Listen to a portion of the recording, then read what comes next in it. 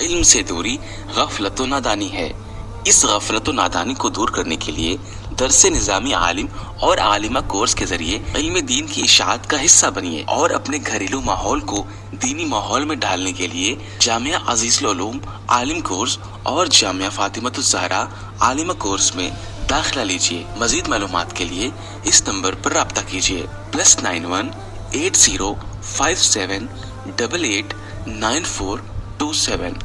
درسی اور غیر درسی کتب و دیگر سامان خریدنے کے لیے اس ویب سائٹ پر وزٹ کریں www.misbahacademy.in۔ عالمہ کورس اور دیگر کورسز کے لیے درس نظامی آن لائن ایپ کو ڈاؤن لوڈ کریں۔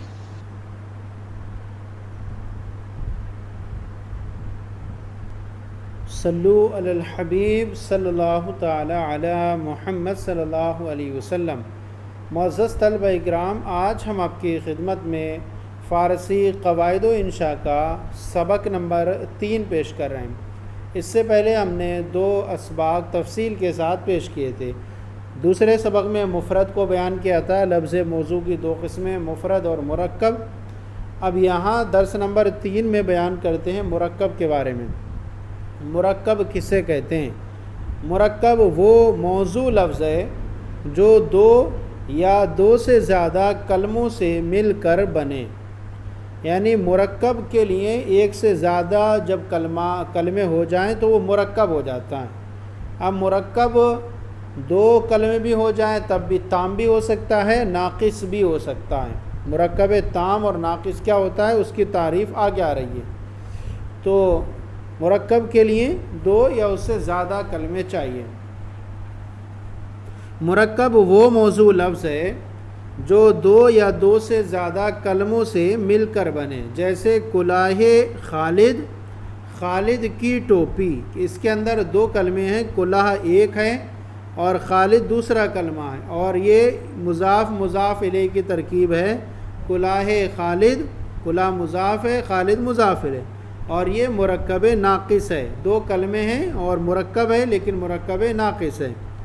آفتاب روشن است، آفتاب سورج روشن ہے۔ یہاں پر دیکھیے یہاں 2 سے زیادہ کلمے ہیں اس کے اندر، آفتاب ایک کلمہ، روشن دوسرا کلمہ، اور است تیسرا کلمہ۔ اس میں اسم ہے، یہ مسند الیہ، یہ مسند ہے، اور یہ جو ہے حرف رابطہ ہیں۔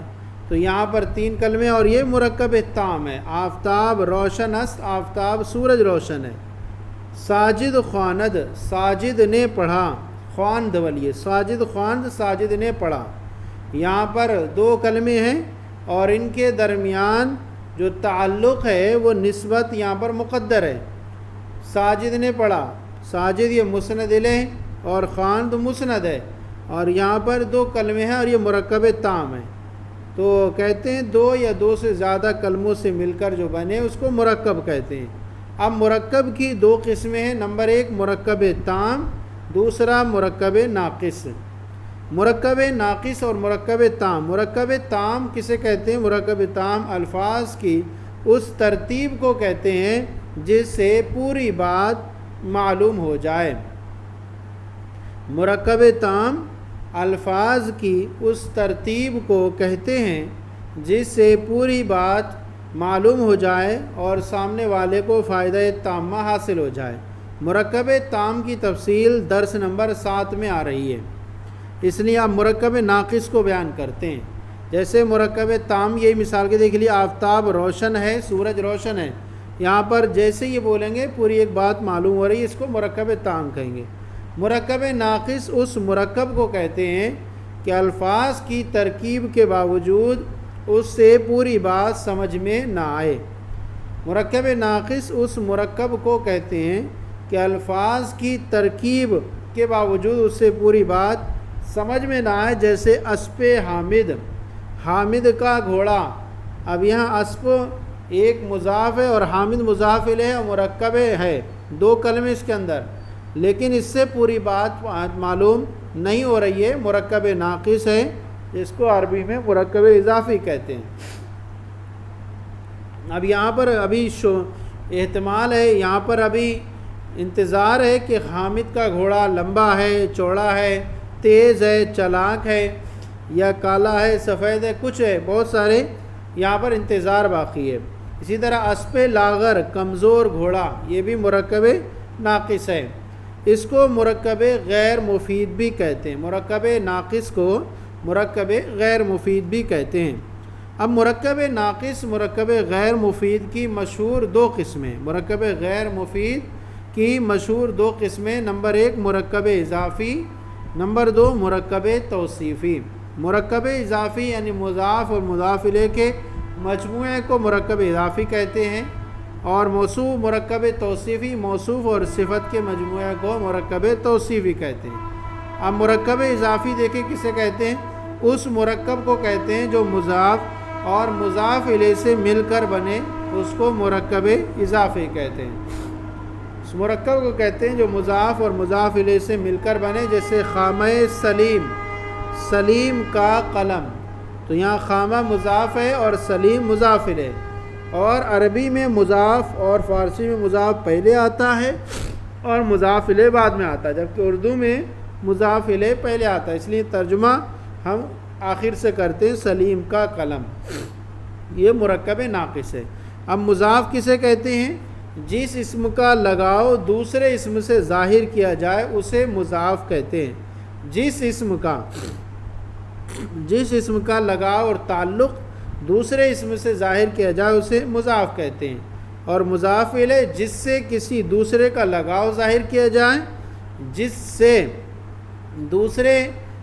کسی دوسرے کا لگاؤ ظاہر کیا جائے اسے مضاف الیہ کہتے ہیں۔ جیسے خامہ سلیم میں خامہ مضاف ہے اور سلیم مضاف الیہ، کیونکہ خامہ کا لگاؤ اور تعلق سلیم سے ظاہر کیا گیا ہے۔ خامہ سلیم میں خامہ مضاف ہے اور سلیم مضاف الیہ، کیونکہ خامہ کا لگاؤ سلیم سے ظاہر کیا گیا ہے۔ فارسی میں اکثر مضاف پہلے، جیسے آپ دیکھیں یہاں مضاف پہلے اور مضاف الیہ بعد میں آتا ہے، اور اردو میں مضاف الیہ پہلے اور مضاف بعد میں لکھا جاتا ہے۔ جیسے ترجمہ ہم نے کیا سلیم، تو اب یہاں دیکھیے یہاں جو ہے سلیم یہ مضاف الیہ پہلے آ گیا، اور مضاف جو قلم تھا وہ بعد میں گیا، بعد میں لکھا جاتا ہے۔ اب کہتے ہیں اضافت کی علامت کیا ہے؟ کیسے پہچانیں گے کہ مضاف مضاف الیہ کی ترکیب ہے؟ اضافت کی علامت اردو میں ترجمہ کرتے وقت کا، کے، کی، یہ اس طرح کا ترجمہ آئے گا۔ اردو میں جب ہم ترجمہ کریں گے، اردو میں کا، کے، کی، را، رے، ری، نا، نینی، یہ اس طرح کی علامتیں ہوتی ہیں مضاف مضاف الیہ کے ترجمے میں۔ اور فارسی میں مضاف پر کسرہ، فارسی میں مضاف پر کسرہ یعنی زیر دیتے ہیں، فارسی میں مضاف پر کسرہ، زیر، حمزہ مکسورہ اور یائے مجہول ہے۔ اب یہ کب آئے گا کسرہ آئے گا فارسی مضاف پر کسرہ، کب حمزہ مکسور آئے گا، کب یائے مجہول ہوگا؟ جیسے مثال کے طور پر یہ قاعدہ بیان کریں گے، جیسے نانے گندم، اب دیکھیے فارسی میں مضاف پر کسرہ آ گیا نانے، اور مضاف الیہ گندم ہے، نان مانے روٹی، گندم مانے گیہوں، گیہوں کی روٹی، تو دیکھیے اردو میں کیا ہو گیا، ان کے درمیان کا آ گیا، کی آ گیا، تو کا، کی، کے، کا، کی، کے، تو اب یہ کی کب لگنا ہے، یہ آپ کو اس میں دیکھنا ہوگا کہ ہمارا اس میں کون مذکر ہے کون مؤنث ہے، یہ ترجمے کے اعتبار سے سمجھ میں آ جائے گا۔ گیہوں کی روٹی، روٹی کے بارے میں پوچھا جا رہا ہے، روٹی مؤنث سے کی آ گیا۔ گفتہ رسول، گفتہ، اب دیکھیے ہا آ گیا مضاف پر، حمزہ مکسورہ آ گیا، حمزہ مکسورہ آ گیا، رسول کا کہا ہوا، یہاں پر اردو میں کیا آ گیا، کا آ گیا، رسول کا، مضاف مضاف الیہ کے درمیان۔ اسی طرح خدائے جہاں، یہاں فارسی میں یائے مجہول آ گئی مضاف پر، اور اس کا ترجمہ ہوگا دنیا کا خدا، یہاں پر کا آ گیا درمیان میں۔ تو فارسی میں ہم کیا ہے، مضاف پر کسرہ، حمزہ مکسور یا یائے مجہول آتی ہے۔ اب کب آئے گا کسرہ، کب یائے مجہول اور کب حمزہ مکسور آئے گی؟ کہتے ہیں اگر مضاف کا آخر الف، واو ما قبل مضموم یا ہائے مختفی نہ ہو تو مضاف پر کسرہ آئے گا۔ مضاف کا آخر الف، واو ما قبل مضموم یا ہائے مختفی نہ ہو تو مضاف پر کسرہ آئے گا۔ اب یہ ہائے مختفی کیا ہو یہ نیچے بتاتے ہیں۔ وہ مضاف کا آخر الف نہ ہو تو دیکھیے مضاف کا آخر یہاں پر الف نہیں ہے بلکہ مضاف کے آخر میں نون ہے، تو اس لیے اس پر کیا آ گیا؟ کسرہ آ گیا۔ اچھا، مضاف کا آخر واو ما قبل مضموم نہ ہو تو یہاں پر بھی دیکھیے مضاف کا آخر واو ما قبل مضموم نہیں ہے، نون ہے، اس کا ما قبل مضموم نہیں ہے تو بھی کسرہ ہے۔ اسی طرح یا ہائے مختفی نہ ہو تو کسرہ آئے گا۔ اب یہاں دیکھیے جیسے پرتوے نیکاں، اب یہاں دیکھیے مضاف کا آخر جو ہے نا واو ما قبل مضموم نہیں ہے تو کسرہ آ گیا۔ شادی برادر، یہاں پر بھی دیکھیے مضاف کے آخر میں جو ہے نا یہاں پر یا مجہول نہیں ہے، یا مجہول نہیں ہے تو بھی یہاں پر کیا آ گیا؟ کسرہ آ گیا۔ یا مجہول ایسی ہوگی جیسے یہاں پر آئی تھی خدائے جہاں، تو مضاف کے آخر الف واو ما قبل مضموم یا ہائے مختفی نہ ہو تو مضاف پر کسرہ آئے گا، جیسے پرتوے نیکاں یہاں کسرہ آیا، شادی برادر یہاں پر بھی کسرہ آیا۔ اب یہاں پر دیکھیے ہائے مختفی لفظ آیا تھا، ہائے مختفی کے بیچارے میں حاشیے میں لکھا ہوا ہے ہائے مختفی۔ ہا کی دو قسمیں ہیں، ہائے ملفوظی یعنی ہائے اصلی جسے بولتے ہیں، اور دوسرا ہوتا ہے ہائے مختفی، ہائے وصلی۔ الف ہائے ملفوظی وہ ہا جو پورے طور پر ادا کی جائے، صاف انداز میں جس ہا کو ادا کیا جائے اس کو ہائے ملفوظی کہتے ہیں، جیسے مہ، یہاں ہا جو ہے نا مہ، یہ صاف طور پر ادا کی جا رہی ہے مہ، تو اس کو بولیں گے ہائے ملفوظی۔ جیسے کوہ، کوہ طور، کوہ، یہاں ہا جو ہے نا اس کو پورے طور پر ادا کیا جا رہا ہے تو اس کو بولیں گے ہائے ملفوظی۔ اور ہائے مختفی وہ ہا جو کسی لفظ کے آخر میں اپنے پہلے والے حرف کی حرکت ظاہر کرنے کے لیے آئے۔ کیا مطلب؟ ہائے مختفی وہ ہا جو کسی لفظ کے آخر میں اپنے پہلے والے حرف کی حرکت ظاہر کرنے کے لیے آئے اور صاف پڑھی نہ جاتی ہو تو اس کو ہائے مختفی بولیں گے۔ جیسے نامہ، نامہ رسول، نامہ محمود، محمود کا خط۔ اب یہاں دیکھیے نامہ، ہاں اس کے آخر میں ہے لیکن اس سے پہلے والا حرف ہے نا میم، اس پہلے والے حرف کی حرکت ظاہر کرنے کے لیے آیا نامہ، تو یہاں میم پر جو زبر کو ظاہر کرنے کے لیے حرکت، اس سے پہلے والے حرف کی حرکت کو ظاہر کرنے کے لیے ہاں ہے، تو وہ ہا جو کسی لفظ کے آخر میں اپنے پہلے والے حرف کی حرکت ظاہر کرنے کے لیے آئے، تو یہاں ہا جو آیا ہے میم کی حرکت زبر کو ظاہر کرنے کے لیے آئے تو صاف ادا نہیں ہو رہا ہے، اس کو بولیں گے ہائے مختفی۔ اسی طرح غنچے، غنچہ، غنچہ، چا پر جو ہے زبر کو ظاہر کرنے کے لیے ہا یہاں پر استعمال ہوا ہے تو اس کو بولیں گے ہائے مختفی۔ تو ہائے مختفی جو ہوتی ہے اپنے سے پہلے والے حرف کی حرکت کو ظاہر کرنے کے لیے آتا ہے۔ اب یہاں پر دیکھیے اگر مضاف کے آخر میں الف یا واو ما قبل مضموم ہو تو زیر کے بدلے یائے مجہول بڑھاتے ہیں۔ اگر مضاف کے آخر میں الف یا واو ما قبل مضموم الٹا ہو جائے اوپر کا نہ ہو تو کسرہ آئے گا، اور اگر مضاف کے آخر میں الف یا واو ما قبل مضموم ہو تو زیر کے بدلے یائے مجہول بڑھاتے ہیں۔ جیسے دیکھیے پائے سگ، کتے کا پیر۔ اب مضاف کے آخر میں یہاں پر دیکھیے مضاف کے آخر میں الف ہے، پا الف ہے ہی نہیں، تو مضاف کے آخر میں الف ہے تو ایسی صورت میں یا مجہول بڑھا دی گئی، یہ یا پا مانے پیر، اور مضاف کے آخر میں یا بڑھا دیا پائے سگ، اور چونکہ مضاف کے آخر میں الف ہے پا۔ اسی طرح بوئے گل، پھول کی خوشبو۔ اب یہاں دیکھیے مضاف بو ہے نا، بو، اس کے آخر میں کیا ہے واو ہے، اور واو کے ما قبل مضموم ہے با پر، تو اس مضاف کے آخر میں کیا بڑھا دیا یا مجہول یہ بڑھا دیے بو، یہ بوئے گل۔ پھول کی خوشبو۔ تو حاصل کلام ان کا یہ ہوا کہ مضاف کے آخر میں الف وا معقل مضموم یا ہائے مختفی نہ ہو تو مضاف پر کسرہ آئے گا، اور اگر مضاف کے آخر میں الف یا واو معقل مضموم ہو تو زیر کے بدلے یائے مجہول بڑھاتے ہیں۔ اب کہتے ہیں اگر مضاف کے آخر میں ہائے ملفوظی ہو تو ہاں پر زیر لاتے ہیں۔ ہائے ملفوظی ہو، اگر مضاف کے آخر میں ہائے ملفوظی ہو تو ہاں پر زیر لاتے ہیں، جیسے ماہ رمضان۔ اب دیکھیے ماہ، یہ ہاں ہے مضاف کے آخر میں، مضاف ماہ ہے اور رمضان مضافر ہے، مضاف کے آخر میں ہاں ہے ماہ، تو ہائے ملفوظی ہے، یہ پڑھنے میں آ رہی ہے، تو ایسی صورت میں اس ہاں پر کیا ہے زیر دے دیا گا، ماہ رمضان۔ کوہ ہند، یہاں مضاف کے آخر میں بھی ہائے ملفوظی ہے جو صاف پڑھنے میں آ رہی ہے، تو ایسی صورت میں مضاف پر زیر لیا ہے، کوہ ہند ہندوستان کا پہاڑ۔ اگر مضاف کے آخر میں ہائے ملفوظی نہ ہو بلکہ ہائے مختفی ہو، ہائے مختفی ہو تو زیر کے بدلے حمزہ بڑھاتے ہیں۔ تو یہ قاعدے 3 یاد رکھیے گا۔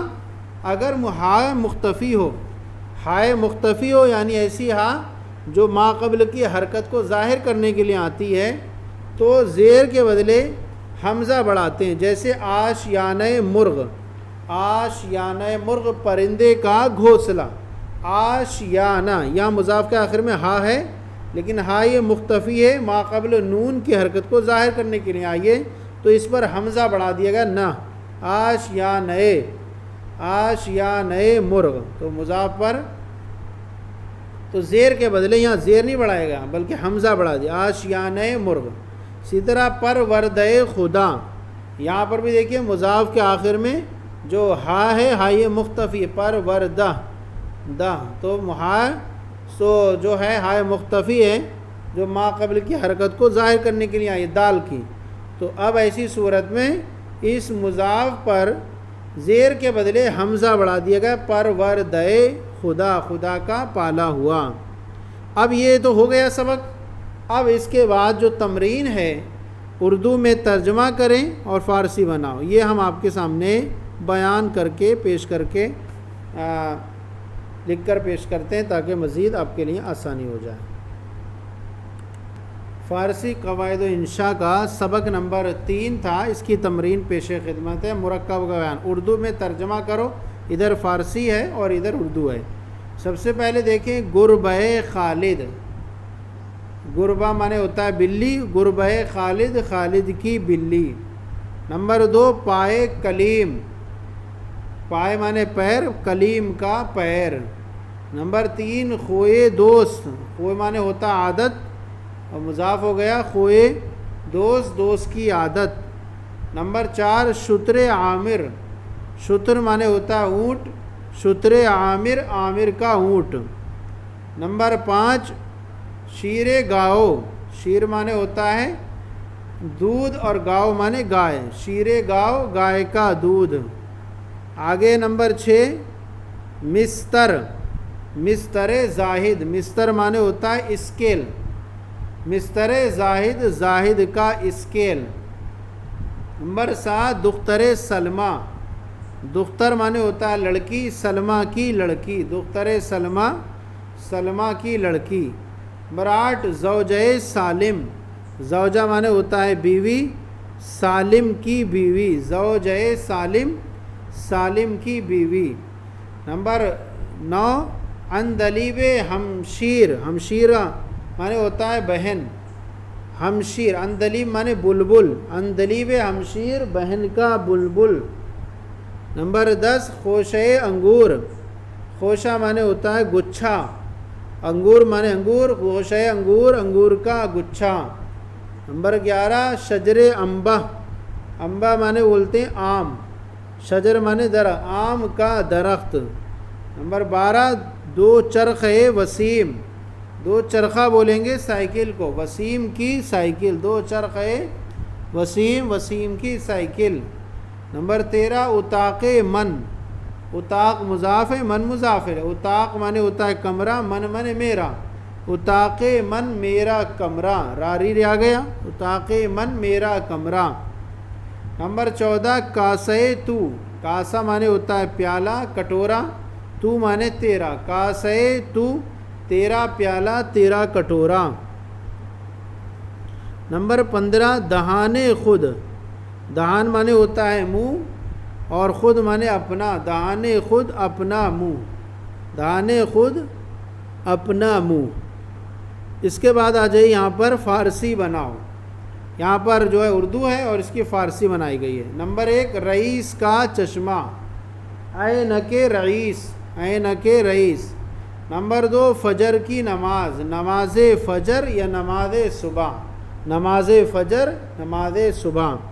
نمبر 3 ریحانہ کی انگلی، انگشت ریحانہ، انگشت ریحانہ، انگشت معنی انگلی۔ نمبر 4 گھوڑے کی زبان، زبان اسب، زبان اسب، گھوڑے کی زبان۔ نمبر 5 گیہوں کی روٹی، نان معنی روٹی، گندم معنی گیہوں، نان گندم گیہوں کی روٹی۔ نمبر 6 مدرسے کا دروازہ، مدرسے کا دروازہ، در مدرسہ، در مدرسہ، مدرسے کا دروازہ۔ نمبر 7 بکری کا پیر، پائے معنی پیر، پا معنی پیر، مضاف ہونے کی بنیاد پر یا مجہول آ گئی، پائے گوسفند یا پائے بز دونوں کر سکتے ہیں۔ نمبر 8 بھینس کی ناک، بینیے میش، میش معنی بھینس، مینیے بیش، بینیے میش، بھینس کی ناک۔ نمبر 9 شوکت کا لفافہ، پاکت شوکت، پاکت معنی ہوتا ہے لفافہ، پاکت شوکت، شوکت کا لفافہ۔ نمبر 10 کتاب کا پارسل، امانت کتاب، امانت کتاب، کتاب کا پارسل۔ نمبر 11 خالد کا منی آرڈر، حوالہ خالد، حوالہ خالد، خالد کا منی آرڈر۔ نمبر 12 تیرا گلاس، کاسے تو، کاسا معنی گلاس، تو معنی تیرا۔ اب یہاں پر دیکھیے آخر میں ہاں ہے